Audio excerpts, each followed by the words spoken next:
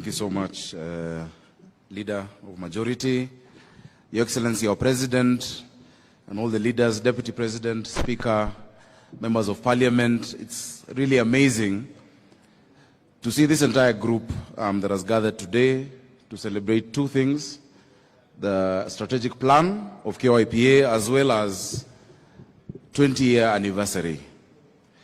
Margaret Mead once said that never doubt that a small group of people, of thoughtful, committed citizens, can change the world.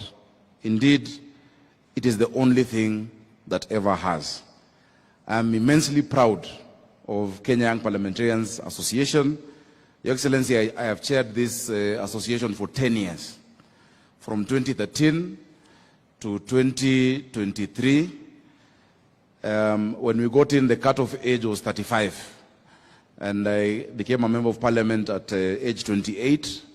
When I was an MP, we got together with the late Ken Okoth, who was our treasurer, David Ochieng, Kawaya was my vice chair, Honorable Zuleha, and we said, let's create a caucus, or rather, let's revive a caucus that you had started at your time with Cecily Mbarire, Njoki Ndung'u, Kabando wa Kabando, Sami Wea. It was not an easy time, Your Excellency, because the young people had a lot of challenges in parliament. It was the largest number of young people elected that time. We were 50 below the age of 35.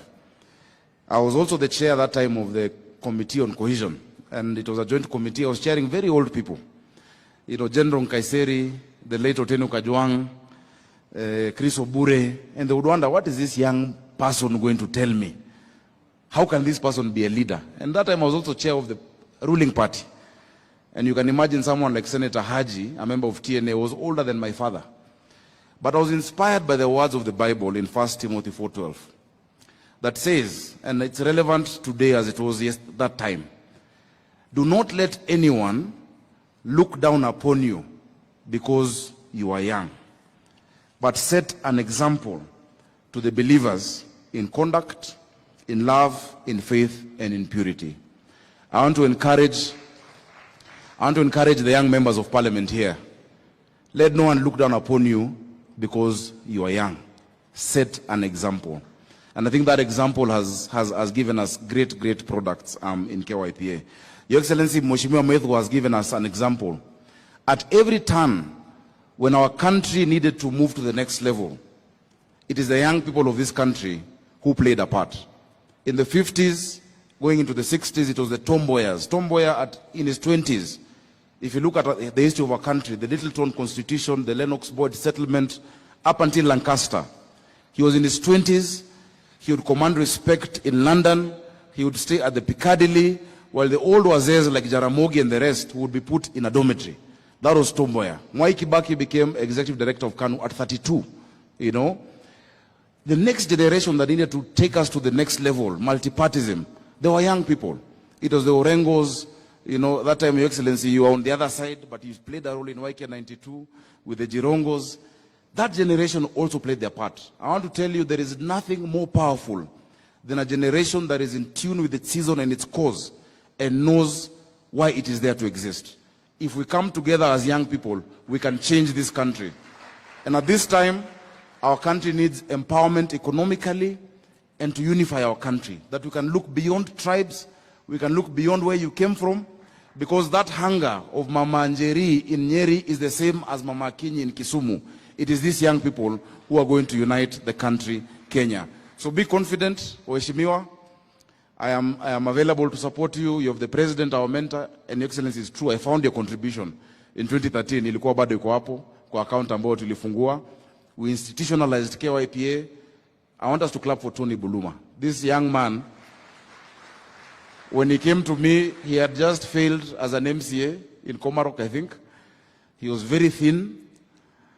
He was walking. Today he drives a Prado and is a CEO of the highest funded caucus in the Parliament of the Republic of Kenya. KYPA gets the highest support in Kenya. Your Excellency, the only thing I'm going to add as well, to encourage our members of Parliament, please come together when it comes to legislation. In our time, we passed the 30% procurement rule for youth, women and persons with disability. We passed the National Employment Authority Act that created that institution. We passed amendments to the HELB Act. We legislated for young people. But what I want to advise the chairman of KYPA, my successor, the mistake, please don't stand, please. The mistake you would make, we made a conscious decision in 2013 that in KYPA, we would never discuss politics. That is why KYPA exists to date. We saw other caucuses. I remember that time KEWOPA, they could not even meet because they took sides politically. The issues of young people do not know political sides. And let me tell you, Mheshimiwa Mukunji, a young person in Embu has more in common with a young person in Kisumu than he has with his father in Embu. The young people of this country we have more that unite us than what divides us. So I would urge you, please, never allow the political discussion to come within KYPA. Focus on issues of young people. That time my Secretary General was David Ochieng, ODM. My Vice Chair was Kawaya of WIPA. Ken Okoth was a treasury from ODM. We had mixed each other. We had TNA, we had URP. And I think that is the situation that you have as well today. Finally, Your Excellency, young people of Kenya are ready to lead. And they're able to lead. Trust us with the leadership. We want to see more young people around you. In our time, we set up what we call reference groups. Mheshimiwa Keter there was part of a reference group. And after that, he became a member of parliament. Your Excellency, today, I'm told they pushed the age of KYPA to 40. Because our time it was 35, which means I am still a member of KYPA. I'm going to start the KYGA, Kenya Young Governors Association. I don't think we're very many, but we shall start that. But I want to contribute, Bwana Chairman, to your kitty. For your activities, I will give you 2 million shillings. I'm sure I can, together with my friends, to support the activities that you're doing. But young people are ready to lead.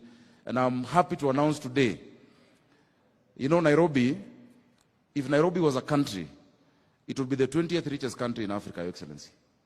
The GDP of Nairobi is 28 billion. The GDP of Rwanda is $11 billion. We're more than twice Rwanda.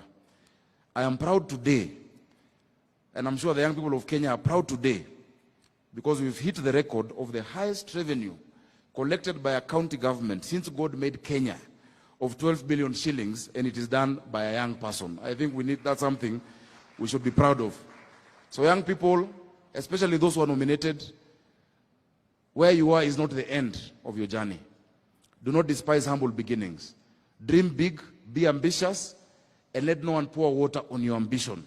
Tomorrow you can be a governor, you can be a president, you can be leader of majority like Ishungwa or like Aaron Cheriot. You can be anything that you want to be, because the world belongs to those who believe in the beauty of their dreams. And Kenya is young. Our median age is 19.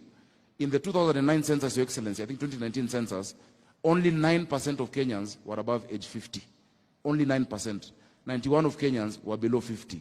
Those of you above age 50, you should actually know each other, because you're so few. If the young people decide to rise up, we can actually change our country. Thank you so much. Congratulations, KYPA, on your 20th anniversary. We're always here to support you.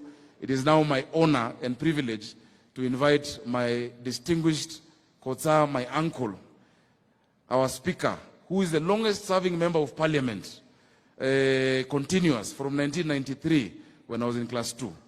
Mheshimiwa Wetangula, tumpigieni makofi. Karibu boss.